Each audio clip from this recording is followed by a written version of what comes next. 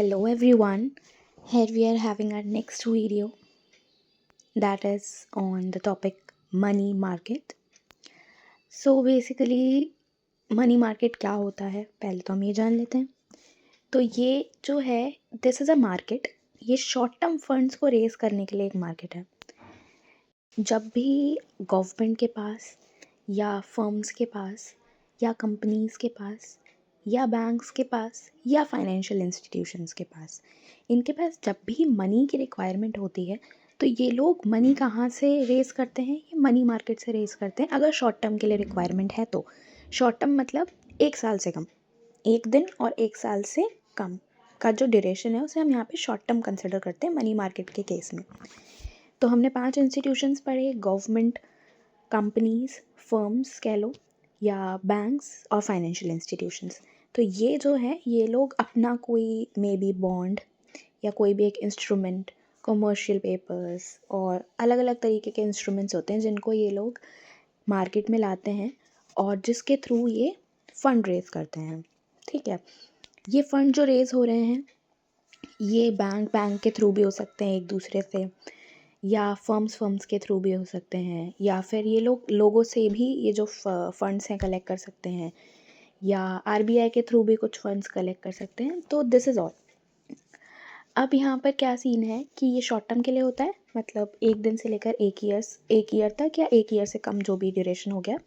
यहाँ पर क्या है, रिस्क कम होता है. रिस्क कम क्यों होता है? क्योंकि मैच्योरिटी पीरियड कम है, और मैच्योरिटी पीरियड कम है तो पैसे के डूबने के चांसेस कम हो जाते हैं, और लेकिन अगर रिस्क कम है तो रिटर्न्स भी कम मिलते हैं.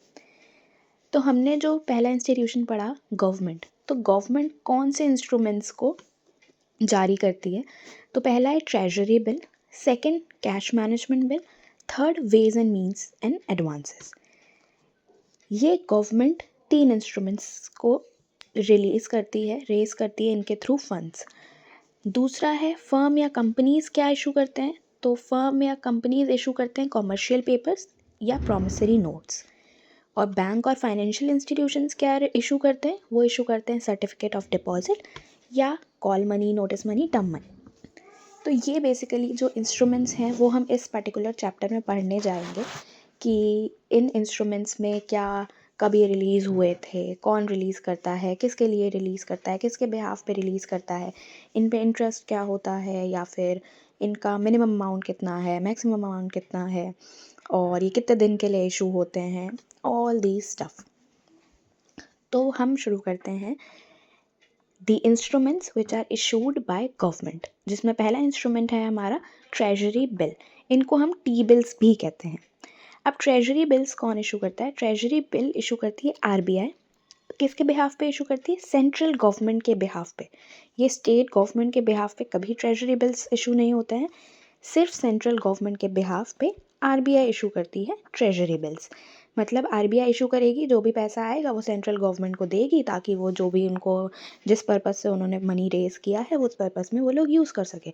तो ये जब इंस्ट्रूमेंट रिलीज़ होता है मार्केट में तो ये क्या है, ये सबसे पहली बात आरबीआई इशू कर रही है सेंट्रल गवर्नमेंट के बिहाफ पे, तो ये हाईली सिक्योर्ड माना जाता है कि इसमें आपके पैसे डूबेंगे नहीं.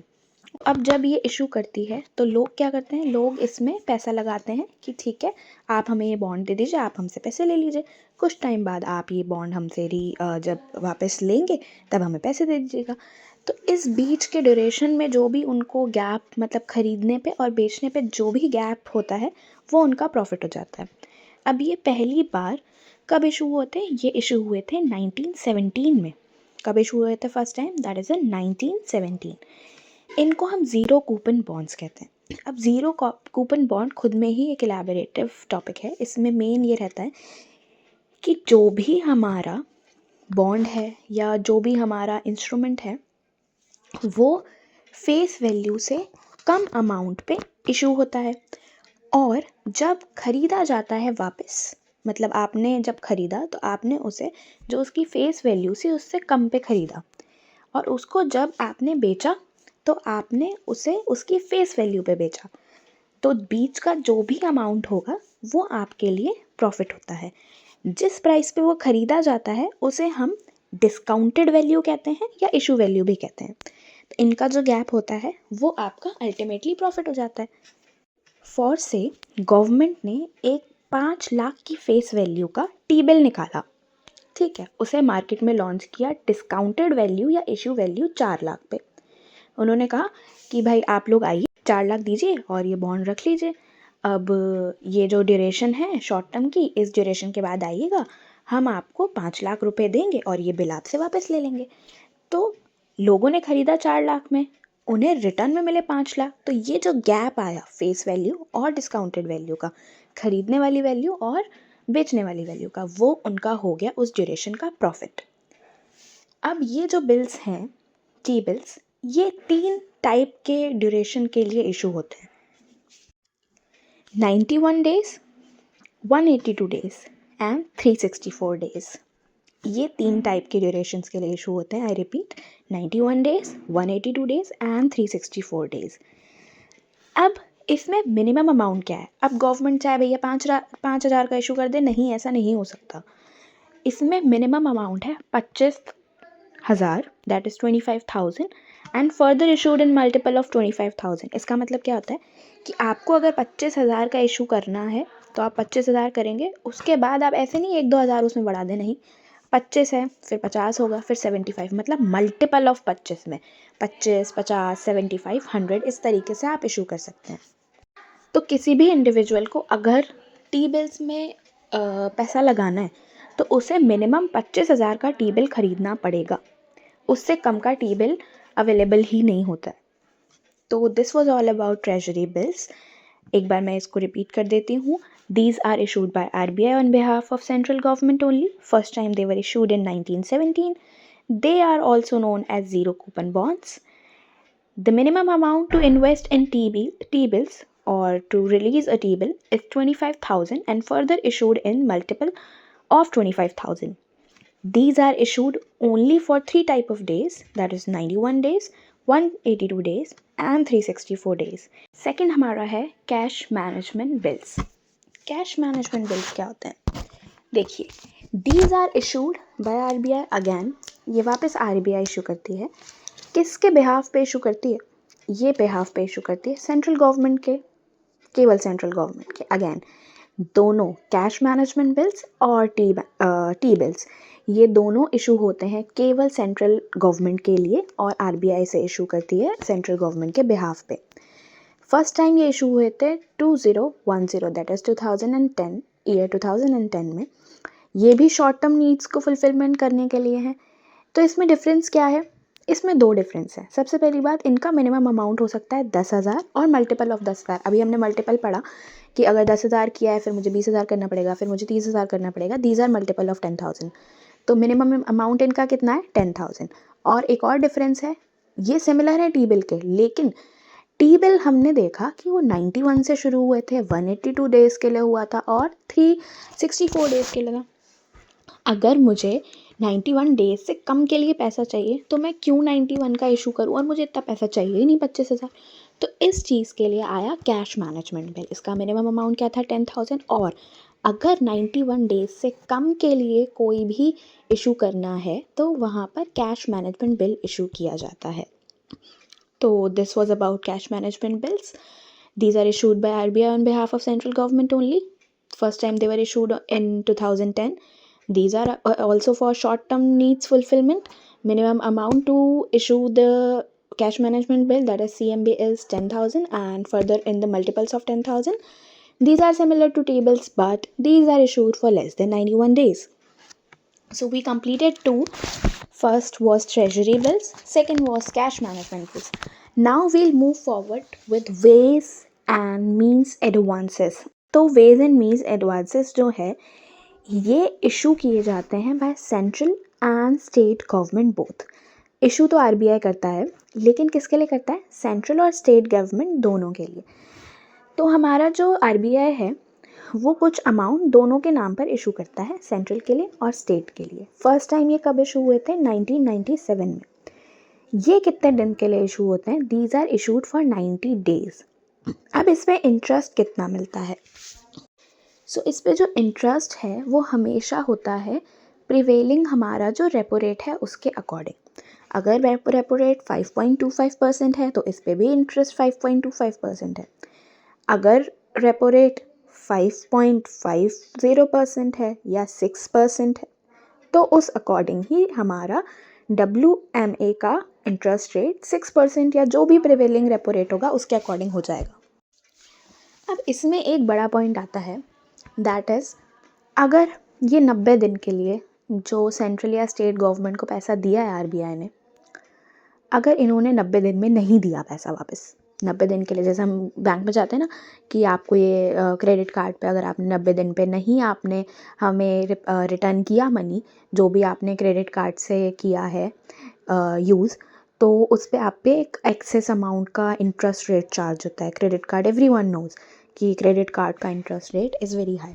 तो अब यहाँ पे क्या होता है, अगर आपने 90 डेज़ में रिटर्न नहीं किया अमाउंट, आप पे बैक नहीं कर पाए, उस केस में जो इंटरेस्ट रेट है वो रेपो रेट +2% हो जाता है। अगर रेपो रेट 5.25% है तो अब तुम्हें कितना इंटरेस्ट देना पड़ेगा, 7.25%। अगर रेपो रेट 6% है तो अब तुम्हें कितना देना पड़ेगा, 8%। तो जितना भी रेपो रेट होगा उसका +2% लग जाता है और उतना इंटरेस्ट रेट आपको देना पड़ता है फॉर द टाइम जितना भी आपने एक्सीड किया है। So these were the 3 instruments. First was treasury bill, second was cash management bill, third was WMA ways and means advances. इन तीनों बिल के थ्रू गवर्नमेंट की रिक्वायरमेंट्स फुलफ़िल होती हैं, जो भी उनको मनी का रिक्वायरमेंट होता है वो इस तरीके से पैसा रेज़ करते हैं। ट्रेजरी बिल्स और कैश मैनेजमेंट बिल केवल सेंट्रल गवर्नमेंट के लिए होते हैं। वेज एंड मीन्स एडवांसेस जो है वो स्टेट एंड सेंट्रल गवर्नमेंट दोनों के लिए होते हैं। Now we will move forward to the instruments which are issued by firms and companies. तो ऐसे कौन से इंस्ट्रूमेंट हैं जो फर्म्स और कंपनीज इशू करती हैं? तो पहला इंस्ट्रूमेंट है कॉमर्शियल पेपर। कॉमर्शियल पेपर क्या है? देखो, सबसे पहली चीज़ इसका जो बिगेस्ट पॉइंट है कि ये अनसिक्योर्ड इंस्ट्रूमेंट है। अनसिक्योर्ड इंस्ट्रूमेंट क्या होता है? देखो, कोई भी इंस्ट्रूमेंट जिसके अगेंस्ट में आपको कोलेट्रल नहीं देना है या कोई भी चीज़ गिरवी नहीं रखनी है वो हो जाता है अनसिक्योर्ड इंस्ट्रूमेंट। जैसे अगर आप किसी भी कंपनी में पैसा लगाते हो या कहीं भी, जैसे आपने सोचा कि आप बैंक से लोन ले रहे हो, आपने बैंक से लोन लिया तो बैंक क्या मांगती है, भैया हमने तुम्हें पैसा दिया है, तुम इसके बदले में हमें कुछ अपना प्रॉपर्टी गिरवी रखो, गोल्ड गिरवी रखो, गोल्ड लोन वगैरह, ये सब चीज़ें रहता है। लेकिन यहाँ पे बोला कि कंपनी तुमसे पैसा तो लेगी लेकिन तुम्हें बदले में कुछ अपना एसेट गिरवी नहीं रखेगी। ऐसा नहीं होगा कि तुम्हारे नाम कुछ पर्टिकुलर एसेट हो जाएगा कि पैसा नहीं दिया तो तुम वापस वो एसेट रख लेना, ऐसा कुछ नहीं होगा। ये अनसिक्योर्ड है। आप सिर्फ कंपनी को उसकी गुडविल की वजह से पैसा देंगे और कंपनी उसको यूज़ करेगी, आपको इंटरेस्ट देगी, कुछ टाइम बाद आपको वो पैसा रिटर्न करेगी। अब यहाँ पे क्या है, ये कौन इशू करता है? ये सिर्फ हाई नेटवर्थ की कंपनीज इशू करती हैं, क्योंकि ऑब्वियसली बात है, अगर मैं कहूँ टाटा ने इशू किया है, टाटा की गुडविल है, लोग पैसा भर देंगे। मेरे घर के बगल में एक नई कंपनी शुरू हुई है, मिस्टर चमनलाल कंपनी, और चमनलाल कंपनी ने CP इशू कर दिया, कमर्शियल पेपर। कोई जानता ही नहीं है, बिना तुम्हारे कोलेट्रल के, बिना गिरवी कुछ रखे तुम किसी को पैसा नहीं दोगे, ऐसे जो अननोन होगा। तो इसीलिए हाई नेटवर्थ की कंपनी ही CP इशू कर सकती हैं। फर्स्ट इशू कब हुआ था? 1990 में। और ये कितने ड्यूरेशन के लिए होता है? This is for 15 days to 1 year। इसका मिनिमम अमाउंट कितना है? इसका मिनिमम अमाउंट है 5 lakh and multiple of 5 lakh. Again 5, फिर 10 लाख, फिर 15 lakh, this is what multiples are. तो commercial paper is an unsecured instrument. These are issued by high net worth companies. First time it was issued in 1990, and this is issued for the duration of 15 days to 1 year. Minimum amount of issue of the commercial paper is 5 lakh and multiples of 5 lakh further.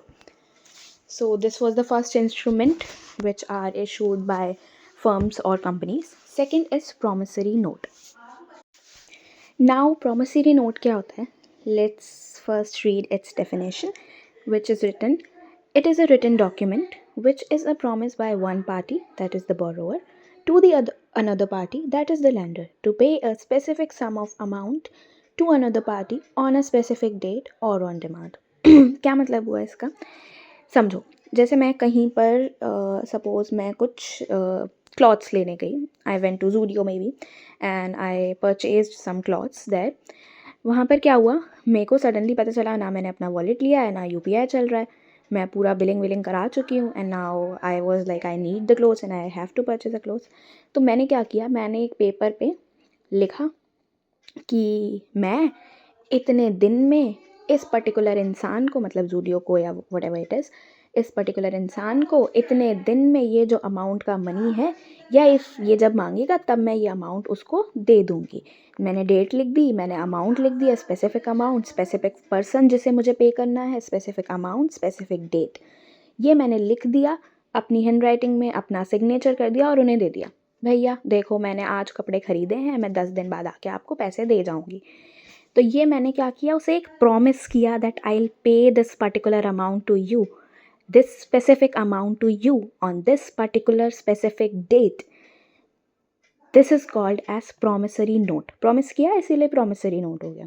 अब the person will accept the promissory note और वो कहेगा ठीक है भैया दे जाना। So this is what a promissory note is.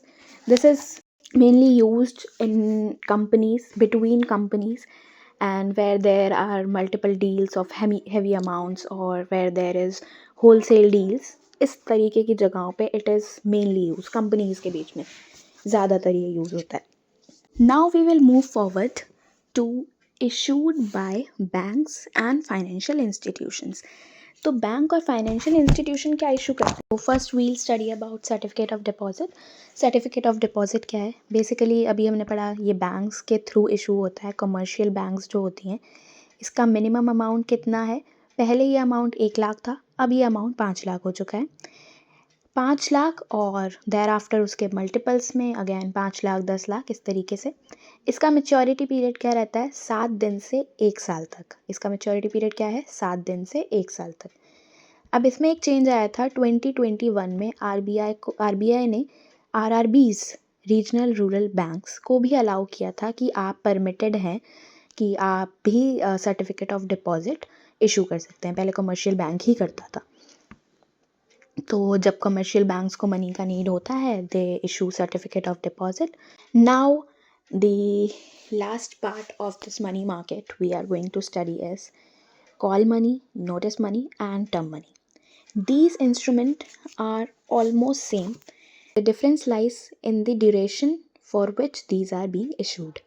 मतलब इनका सेम फीचर क्या है? सबसे पहली बात, ये इंटर बैंक फंड ट्रांसफ़र होता है। मान के चलो एसबीआई ने कैनरा बैंक से इंटर बैंक ट्रांसफ़र करना है, ये उस केसेस में यूज़ होगा। ये इसमें इंडिविजुअल्स इन्वॉल्व नहीं होते। These are inter bank fund transfers. Banks के बीच में ये ट्रांसफ़र होता है। अब इसमें क्या होता है, बैंक जो है ना, time to time daily basis की रिक्वायरमेंट को फुलफ़िल करने के लिए एक दूसरे से पैसा लेती रहती है। कोई कभी किसी से लेता है, कोई कभी किसी से लेता है, ये ड्यूरेशन रहता है। और ये मनी जो है ये विदाउट कोलेट्रल ली जाती है, मतलब भरोसे के ऊपर है। कैनरा बैंक ने एसबीआई से लिया, एसबीआई ने कैनरा से लिया, पंजाब नेशनल बैंक ने लिया, इस तरीके से विदाउट एनी कोलेट्रल ये मनी और फंड्स ट्रांसफ़र होते हैं। अब कॉल मनी क्या है? कॉल मनी केवल एक दिन में होती है, एक दिन के लिए होती है। मतलब मैंने अभी कॉल किया, मुझे आज पैसा चाहिए और मैंने आज पैसा ले लिया। एसबीआई हूँ मैं, एसबीआई ने कैनरा बैंक को कॉल किया, भैया इतना इतना पैसा चाहिए एक दिन के लिए, भेज दो। सीआरआर का लिमिट फुलफ़िल नहीं हो रहा है और मुझे अभी ये मनी चाहिए होगा, तो मुझे ये भेज दो। फिर उसके बाद नोटिस मनी है। नोटिस मनी कितने दिन के लिए? 2 से 14 दिन के लिए। इसमें क्या, देखो कॉल मतलब कॉल पे मांग लिया। नोटिस मैंने कहा भैया मैं 5 दिन पहले नोटिस दे रही हूँ, मुझे 2 से 14 दिन के लिए चाहिए, मुझे दे देना। तो नोटिस इस तरीके से यू कैन लिंक। फिर होता है टर्म मनी। टर्म क्या होता है? ज़्यादा टाइम के लिए होता है। तो टर्म हमने क्या कर लिया, 15 दिन से 1 साल के लिए। बाकी सारी चीज़ें इसमें सेम है। इंटर बैंक फंड ट्रांसफ़र है और कोलेट्रल नहीं है, एक दूसरे से बैंक्स के बीच में बोरोइंग होती है। बस कॉल मनी, एक कॉल लगाया, एक दिन के लिए मिल गया। नोटिस मनी नोटिस पे मिल गया 2 से 14 दिन के लिए। टर्म मनी लंबे टाइम के लिए 15 दिन से 1 साल के लिए मिल गया। So that's all for today. Stay tuned and I'll come up with more such videos wherein I'll be explaining all other topics of general and banking awareness which are important for the mains paper of any banking exam. So thank you and have a nice day. Don't forget to like, comment, share and subscribe. Thank you.